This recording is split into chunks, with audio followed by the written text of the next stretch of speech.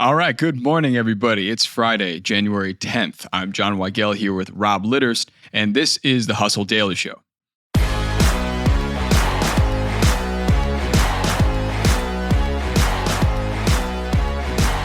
So TikTok is on the chopping block here in the States. App owner ByteDance has one last chance to appeal to the Supreme Court today. And if that goes south, we say goodbye to TikTok on January 19th, unless there's a US-based buyer. So there's a lot of layers here. It's a whole complicated situation, and we break it down today on here on the pod. We'll get to all that in a bit, but before we do, let's give you the news in business and tech. First up, we want to send our thoughts over to our friends in Los Angeles. Wildfires, of course, are ravaging the territory, leaving 5 people dead, over 2,000 structures burned, and 130,000 plus residents under evacuation orders. And while the toll of human suffering there is completely unfathomable, the economic impact is already being added up in some places. The total loss is estimated to be between $52 billion and $57 billion, according to AccuWeather, though those numbers will rise if fires spread to more densely populated areas. Stay safe, everybody. Next, yesterday, we talked a lot about return to office policies, and despite some delays, Amazon still wants workers back to the office in the US, but in Europe, it's a different story. Looks like things are more lax. In the Netherlands, employees can still work from home 2 days a week, and in the UK, employees have a legal right to request a work from home schedule. It's up to the company to grant it, but it seems that Europe is a little more relaxed on that whole thing. From there, we go to Apple for our first tech story of the day. Apple wants to party big. Per a report from TechCrunch, the company is reportedly developing a new iOS app called Invite. Although info on this app is pretty sparse, it's alleged that the app can share invites for both in-person and online events. This, of course, would be a strong competitor to apps out there like Partyful and Evite. Rob, what do you make of Apple getting into the invitations game? Yeah, I think one of the things that Apple's been working on for a while is these low-key apps that are kind of under the radar, just like Wallet, Apple Pay, and kind of like personal apps. Right. My entire family is on an Apple Plus subscription together. So we all have Apple News and Apple TV Plus and like some of their other apps, and things like this just make Apple super, super sticky. And I think Apple is kind of underrated often in the SaaS game. There are all these kind of like hot apps around note-taking and to-do lists and stuff like that. But I've talked to a bunch of people recently who swear by Apple Notes and Reminders, which are just like kind of like the classic productivity apps on the iPhone. Right. And so I'm excited to see what Apple can do here. I mean, Lord knows they have so much data on pretty much everybody. So I think this would tie in really easily with what they have. Yeah, they've been making also a lot of integrations on Messenger lately that can do sort of like polls or event planning type stuff. And they've really made strides in like the utilities that they offer. I am a Partyful user and I downloaded the app begrudgingly, maybe last year, because I was like, I'm on it so much, I might as well get the app. But if there is an Apple built-in, I would probably very quickly switch to that. So yeah, we'll see what the competition's like down the road. Dude, that is awesome. This is how old I am. I have never even heard of Partyful. But the thing about Apple that's genius here is they already know who your friends are. They already know your personal information. Right. And they already know like types of things that you're into. So like them integrating an events app. Oh my God. It makes a lot of sense. Totally. I can just see myself writing a message to a friend and then Siri coming up and being like, do you want to make it an invite? I will be annoyed when that happens, but I can see it coming. Totally. Next up, we move to some car news. Rolls-Royce somehow in this economy is preparing to meet growing demand for bespoke luxury cars. That's custom. The company is investing $370 million in its UK factory to expand its customization programs. I feel like a lot of car makers are not doing too hot, Stellantis UK being one of them. Now Rolls-Royce is in here and they're gunning for the luxury crowd even further.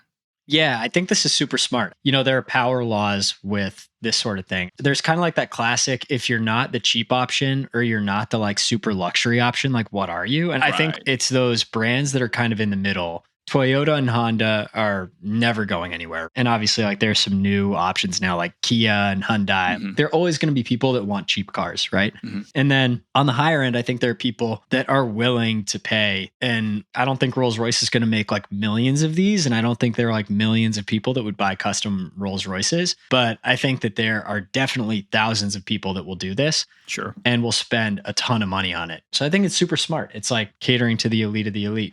Yeah, agreed. They're on an extreme, and that's good for business. Exactly. And finally, talking about good for business, maybe with a question mark at the end of it, JCPenney is merging with Spark Group, which owns stores like Forever 21, Brooks Brothers, and Aeropostale, to form a new company called Catalyst Brands. It's launching with 1,800 stores, 60,000 employees, and $9 billion in revenue. JCPenney filed for bankruptcy in 2020, and Sparks Brands are struggling. So this kind of seems like a risky idea, but some analysts seem pretty optimistic. But Rob, as my analyst here and right now, what do you think about this? I think this makes a lot of sense. These companies are obviously struggling. Malls in general are struggling. What this sounds like is almost like a merger, right? Yeah. But I think the playbook is almost like what a private equity firm would do, right? It's like you consolidate these things and then you share assets across them. There are likely going to be layoffs, right? They're likely going to centralize a lot of functions like marketing. Mm-hmm. I'm sure that there will be like a lot of cross promotion across these brands and stuff like that. I'm sure they're going to try to figure out ways to share other parts of their infrastructure. Sure. But I think it makes sense. Like, I think that there should be kind of like a holding company for like all of the big mall stores, and hopefully it can make them more efficient and make malls exist for longer. Cause I do think malls are kind of like a classic Americana experience, and it's kind of like fun to walk through them now and just feel like it's a blast from the past. Yeah, totally. I feel like we see this with a lot of industries that are in distress, where now it's all these companies that are not doing well together decide, hey, let's get together and be a real dominant player in the industry and see what happens. So I do like a mall. Yeah. I'm a fan of a mall. I like to walk around, peruse. Online shopping is hard sometimes. Can't find the right size. Looks weird. So I like this. I like this idea, and I'm in full support of more malls. Let's do it. Hey everybody, it's your host, John Weigell. If you love the insights HubSpot brings to your podcast feed, then you're going to love Marketplace Tech. This daily podcast keeps you up to speed about the latest in tech news and what it all means for the economy. With stories about AI regulation, the fight against misinformation, and the latest in crypto, Marketplace Tech is essential listening to understand the business behind innovation. Listen to Marketplace Tech wherever you get your podcasts. Okay, moving on to the main story. There's been a lot of talk about whether TikTok will be banned come January 19th, and today is seemingly their last chance to turn the tide.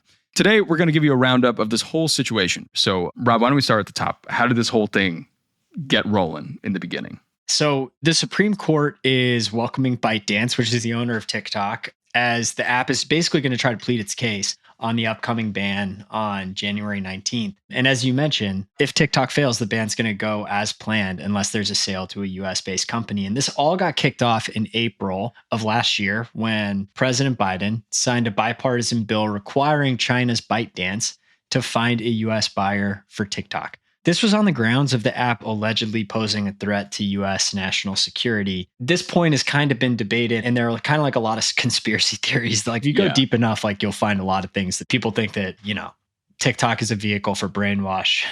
There's all sorts of crazy stuff going on. But the US's main concern is that the app could be pressured to share user data with the Chinese government, even though its data centers are located outside of China. And that it can be influenced to show certain types of content to its US-based users. That kind of goes into the brainwash theory.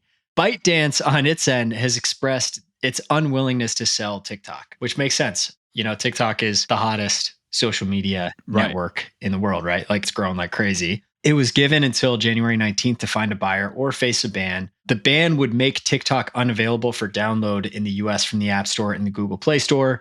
It would also restrict US internet service providers from allowing access to the platform. If the ban is decided on January 19th, one day before the presidential inauguration, it would go into effect immediately. So some wild timing there, John. Yeah, very interesting timing, given the fact that many have been reporting on this from the President Biden to President Trump. angle of President Trump taking office on the 20th. He's actually asked for the Supreme Court to halt the proceedings until then. No word on if that's actually happening or not, by the way. But at first, TikTok was facing this ban, and then they filed a lawsuit arguing against the legislation. The act in question is Protecting Americans from Foreign Adversary-Controlled Applications Act.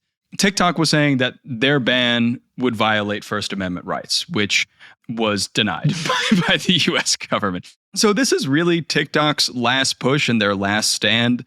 What do you think about this, Rob? Do they have a chance? Can they save themselves from the ban, or might this be a done deal?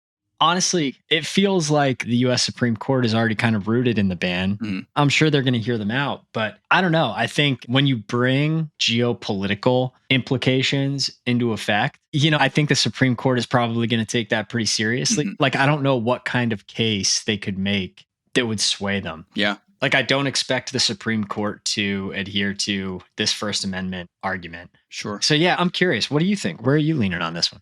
Yeah, I mean, it's interesting because I feel like in a normal system, in a normal world, this ban would be enacted. However, there are some circling factors around here that just might save them. One of Trump's backers, Jeff Yass, a billionaire, owns a $15 billion stake in ByteDance. So that might be some pressure on the Trump administration, or there might be pressure from other places to keep them around, but they don't exactly have the right to do that until the 20th. And also, a Shark Tank investor, Kevin O'Leary, said he is also planning to partner with another billionaire, Frank McCourt, Project Liberty, a nonprofit, to buy TikTok as well. So there's a lot of money around the situation, a lot of potential buyers, a lot of politicians, a lot of really powerful people that could have some say in where this app ends up going. But the main thing that I definitely want everybody to keep in mind is that if there is a ban, if it actually does get banned, it's not really going away. You still will be able to access it if you already have it downloaded, but there will just be no updates, no support, and no anything. And that's according to the Department of Justice. So even if it does get banned, it's still operational, but for how long will people deal with the lack of support? So I think, honestly, that it might be here to stay, given some of these extraneous factors. But it could be a situation where they deal with it and then maybe it's overturned later. But I think it might be sticking. I think you're probably right, John. There's a way. The universe has a way sometimes. I definitely think that it's going to be an interesting day and interesting week at the very least. Totally agree.